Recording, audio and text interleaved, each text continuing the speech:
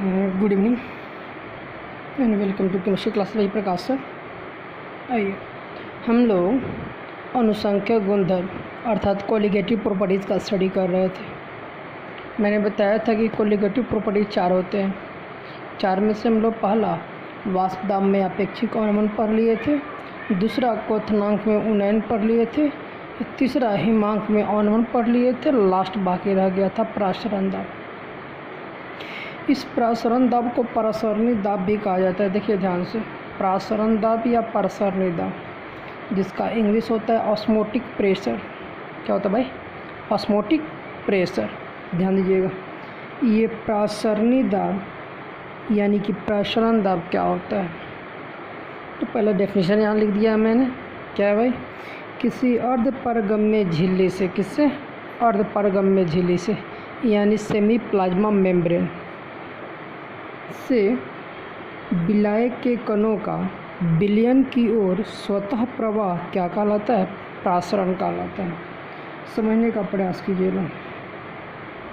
मान लीजिए हम लोग एक काम करते हैं, यहाँ पे एक पात्र ले लेते हैं, इस पात्र में जल ले लेते हैं। इस जल में क्या करते हैं हम लोग कि चना या मटर को डाल देते हैं। तो ये इस चना या मटर के ऊपर इसका छिलका होता है, वो छिलका अर्धपरगम्य झिल्ली का एग्जाम्पल है। और बोलिए कि ये जो द्रव मैंने जल लिया है, इस जल के अणु इस झिल्ली के द्वारा अंदर की तरफ जा रहे हैं कि नहीं? तो इस अर्धपरगम्य झिल्ली से विलायक के अणु अंदर प्रवेश कर रहे हैं। क्यों प्रवेश कर रहे हैं? क्यों? क्योंकि हमें पता है कि किसी भी जो विलायक है उसका जो दाब है वह विलयन की अपेक्षा अधिक होता है। मैं पूछूं कि विलायक का दाब अधिक कि विलयन का दाब अधिक, तो आप क्या बोलेंगे? विलायक का दाब अधिक। और हमें पता है कि ठोस या किसी भी पदार्थ के कण सदैव उच्च दाब से निम्न दाब की ओर गति करते हैं। तो जब विलायक का दाब विलयन के दाब से अधिक होता है, इसका मतलब होता है कि विलायक के कण विलयन की ओर गति करेंगे। बस स्वाभाविक बात है यार। इसी चीज़ को क्या बोला गया है? प्रासरण। ध्यान सुन लीजिए, प्रासरण क्या है? किसी अर्धपरगम्य झिल्ली से विलायक के कणों का विलयन की ओर स्वतः प्रवाह क्या कहलाएगा? प्रासरण कहलाएगा। अब ये स्वतः प्रवाह क्यों होता है? क्योंकि विलायक का दाब विलयन से अधिक होता है और कणों का स्वभाव होता है कि वो हमेशा उच्च दाब से किधर? निम्न दाब की ओर गति करते हैं। नेक्स्ट, पहले ये मैं पूछूं आपसे कि बताइए ये प्रासरण की क्रिया कब तक चलेगी लगातार? बोलिए, जवाब दीजिए। सीधा बोलिए कि सर ये प्रासरण की क्रिया तब तक चलेगी जब तक कि विलायक और विलयन दोनों का दाब आपस में समान ना हो जाए। दोनों का दाब आपस में समान ना हो जाए, याद रखिएगा। अच्छा, मैं पूछूं कि प्रासरण का एग्जाम्पल बोलिए, तो आप तो सीधा बोलेंगे कि सर चना या मटर या किशमिश इत्यादि का फूलना, इत्यादि का फूलना हो जाएगा।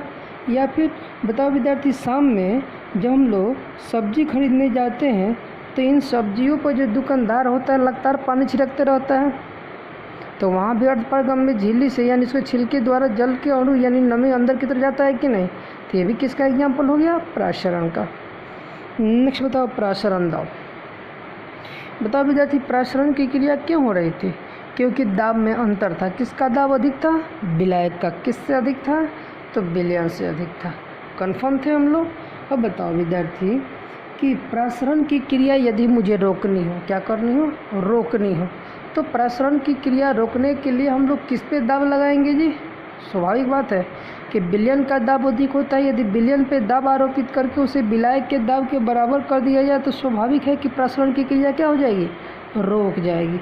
तो बस यही चीज़ डेफिनेशन के रूप में बोल दे रहे हैं कि प्रासरण की क्रिया रोकने के लिए विलयन पर लगाया गया दाब।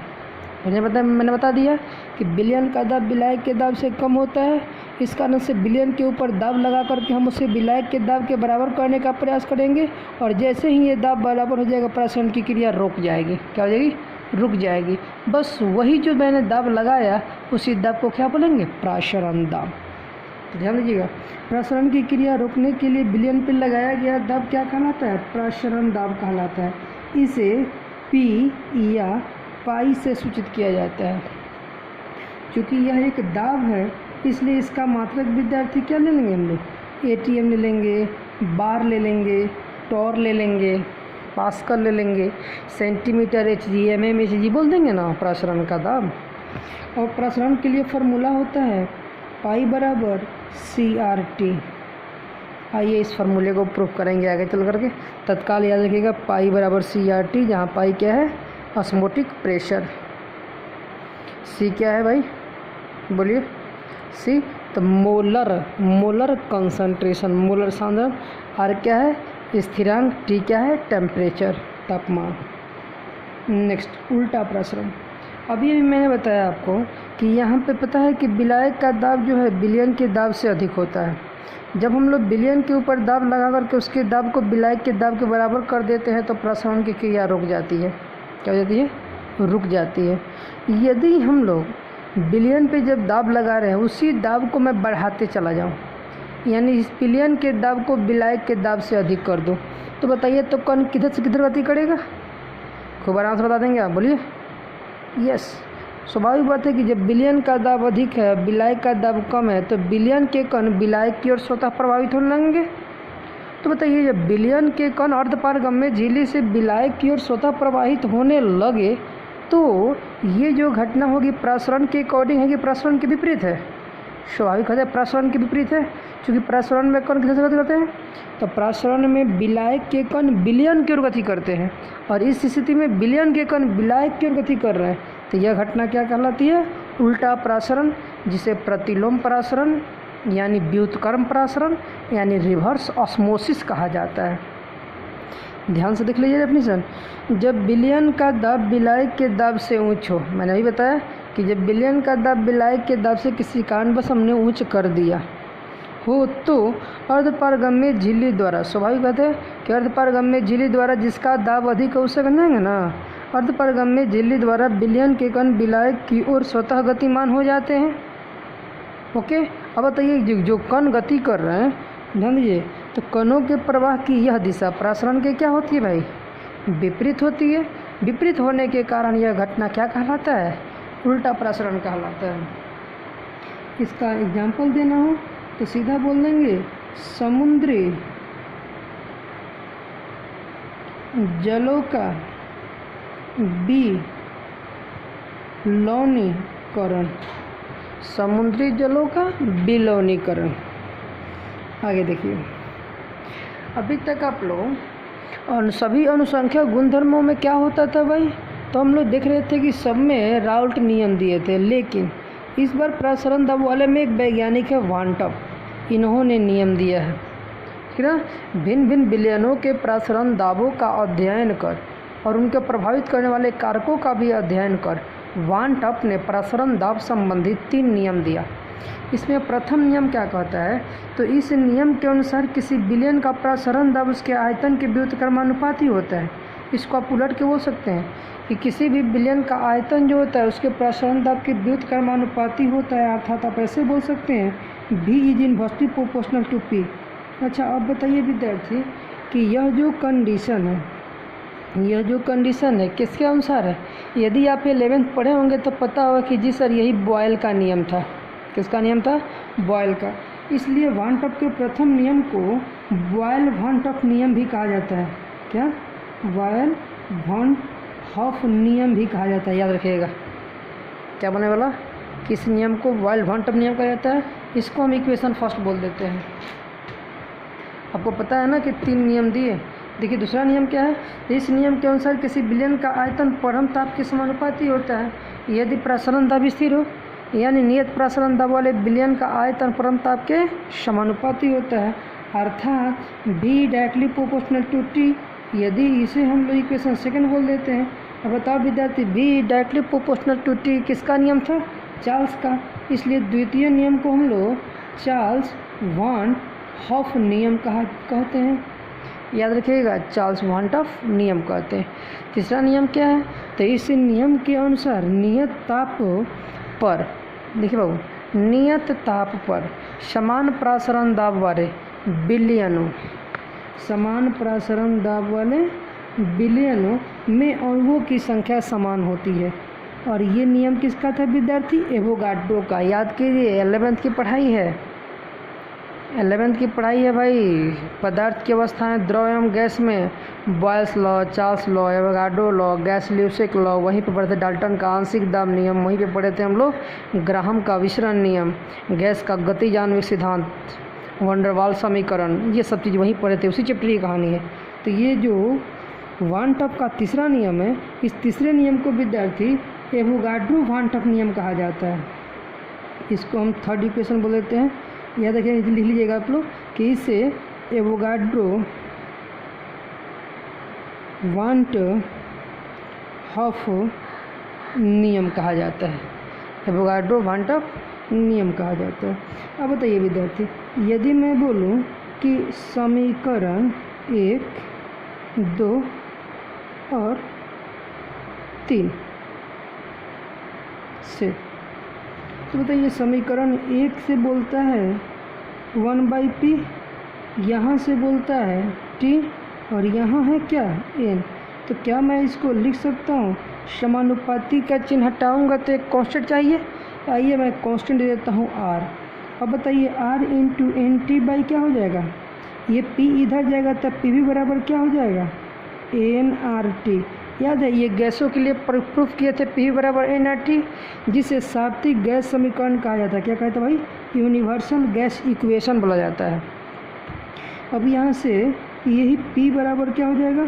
तो सीधा बोलेंगे NRT बाई V भाग में जाएगा। तो बोलिए तो P बराबर N/V/RT, और इस N/V को क्या बोलते हैं? याद कीजिए तो n जहाँ मोलों की संख्या हो जाएगी और v क्या हो जाएगा? आयतन हो जाएगा। तो n/v को मोलरता बोलेंगे कि नहीं? एकांक आयतन में उपस्थित विलेय के मोलों की संख्या मोलरता कहलाती है। तो n/v को मोलरता बोलते हैं, लेकिन यहाँ पे फॉर्मूला में क्या लिखा जाता है? c। क्यों? क्योंकि मोलता, नम्रता, मोल प्रभाज, ये सभी के सभी क्या है? सांद्रण को व्यक्त करने वाले पद। और सांद्रण का इंग्लिश होता है कॉन्सनट्रेशन। क्या होता है? कॉन्सनट्रेशन। अब बताइए, यहाँ जो P लिखे हैं हम लोग, इसी में P को ही तो पाई लिखा जाता है। प्रसरण दाब को P या पाई श्री देता है। तो पाई बराबर क्या हो गया फॉर्मूला? पाई बराबर CRT। इसमें बताओ विद्यार्थी, यहाँ P या पाई क्या है? सीधा बोलिए, प्रसरण दाब। बोलिए C क्या है? तो बोलेंगे सर मोलर सांद्रण। क्या है जी? मोलर सांद्रण। अच्छा आ जाइए। T क्या है? तापमान। R क्या है? स्थिरांक, जिसको सात्विक स्थिरांक या सात्विक गैस स्थिरांक भी कहा जाता है। बाबू यहाँ लिख देता हूँ मैं R का वैल्यू, चाहे यहाँ लिख देता हूँ इसके पीछे में ना, यहीं लिख देता हूँ। देखो भाई, R का मान होता है R बराबर 0.0821 लीटर ATM प्रति केल्विन प्रति मोल। क्या मैंने बोला? 0.0821 लीटर ATM प्रति केल्विन प्रति मोल। हो गया? क्या बोला मैंने? 0.0821 लीटर ATM प्रति केल्विन प्रति मोल। प्रति मोल मैंने लिखा है। ओके, नेक्स्ट देखिए अब। क्वेश्चन है, प्रमाणित करें कि प्रसरण दाब एक अनुसंख्या गुणधर्म में। क्या है भाई? भाई ज़्यादा जोर से नहीं बोल सकता, हॉस्पिटल है यार, सबको डिस्टर्बेंस हो सकती है, थोड़ा समझने का प्रयास कीजिएगा आप लोग। चलिए, प्रसरण प्रमाणित करें कि प्रसरण दाब एक अनुसंख्या गुणधर्म है। तो भाई खूब आराम से प्रूव कर सकते हो आप लोग, सीधा बोलोगे चूँकि प्रसरण दाब पाई बराबर क्या होता है? CRT, और हमें पता है चूँकि C बराबर होता है N/V, तो देयरफॉर यहाँ बोलेंगे पाई बराबर N/V इंटू RT। और बताओ यहाँ पे चूँकि R कांस्टेंट है, R क्या है भाई? कांस्टेंट है यानी नियत है, तो पाई समानुपाती क्या होगा? N/V into T। अब यदि बोल देते हैं हमें यहाँ पे यदि टी तथा भी क्या हो भाई नियत हो तो क्या होगा। यदि टी और भी यानी टेम्परेचर और वॉल्यूम दोनों के दोनों नियत हो तो यहाँ से तो बोल सकते हैं कि pi directly proportional to n, नीचे बोल देंगे कि therefore pi directly proportional to n. अब यहाँ से फ़ायदा क्या होगा, जब पाई समानुपाती एन यानी विलेय के मोलों की संख्या के समानुपाती हो गया तब तो खूब आराम से बोल सकते हैं कि जी इस प्रकार प्रसरण दावे कौन संख्या गुणधर्म है, हो जाएगा बहादुर, क्यों नहीं होगा। 4 में 3 तो मैंने पहले ही करा दिया है तो चौथा हो नहीं जाएगा। आइए एक न्यूमेरिकल है जो अक्सर हमारे एग्जाम में पूछा जाता है, क्या तो एनटीपी पर 5% यूरिया का प्रसरण दाब ज्ञात करें। सॉल्यूशन बहुत आसान है। सबसे पहले एसटीपी का मतलब समझिए, स्टैंडर्ड टेम्परेचर एंड प्रेशर। बोलिए तो ये टेम्परेचर कितना होता है भाई मानक ताप एवं दबाव पे, तो टेम्परेचर होता है 273.15 केल्विन, ठीक ना। और विद्यार्थी बताइए तो जब 5% यूरिया है तो यूरिया ठोस पदार्थ है ना, तो यहाँ पे आप W/V% समझेंगे। तो यहाँ पे मैं पूछूँ कि विलेय का द्रव्यमान बता दीजिए आप, तो सीधा सा बात है कि विलेय के द्रव्यमान को हम लोग x से सूचित करते हैं। किससे? x से। तो x का वैल्यू कितना हो गया भाई लोग, तो सीधा सा बात है कि 5 ग्राम बोल देंगे। और जब 5% का मतलब समझता है ना, 5/100 यानी 100 ml बिलियन है, तो यहाँ पे क्या करेंगे हम लोग कि बिलियन का आयतन भी बराबर कितना ले लेंगे 100 ml। अरे भाई 5% W/V का अर्थ समझाए थे कि 100 ml बिलियन में 5 ग्राम विलेय घुला है। और बताइए विद्यार्थी, चूँकि यहाँ पे विलेय यूरिया है तो यूरिया का मोलर द्रव्यमान वाई बोलेंगे, ये वाई कितना ग्राम आएगा, याद आ रहा है। और बताओ तो वो प्रसरण दर निकालना हम लोग को, तो चूँकि प्रसरण दाब पाई बराबर CRT, C बराबर N/V × RT। और बताओ कि यहाँ पे N/V, N क्या होता है भाई, तो मोलों की संख्या, मोलों की संख्या में दिया हुआ द्रव्यमान बटा उसका मोलर द्रव्यमान यूज करेंगे। तो दिया हुआ द्रव्यमान 5 ग्राम है, उसका मोलर द्रव्यमान। और याद कीजिए तो मूलतः में आयतन लीटर में लेते हैं, यहाँ किस चीज़ में है मिलीलीटर में, तो इसको लीटर में बदलने के लिए हम लोग 1000 से डिवाइड कर देंगे इनटू आर का वैल्यू होता है 0.0821 लीटर ATM प्रति केल्विन प्रति मोल। ओके, तो यहाँ पे टेम्परेचर को केल्विन में पुट कर देंगे 273.15। अब इसे ही हम लोग हल कर देंगे, जितना आएगा उतना ATM आंसर बोल दीजिएगा, ठीक ना विद्यार्थी। चलिए आज के लिए इतना ही, ठीक ना, इस वीडियो में इतना ही। जय हिंद, जय भारत।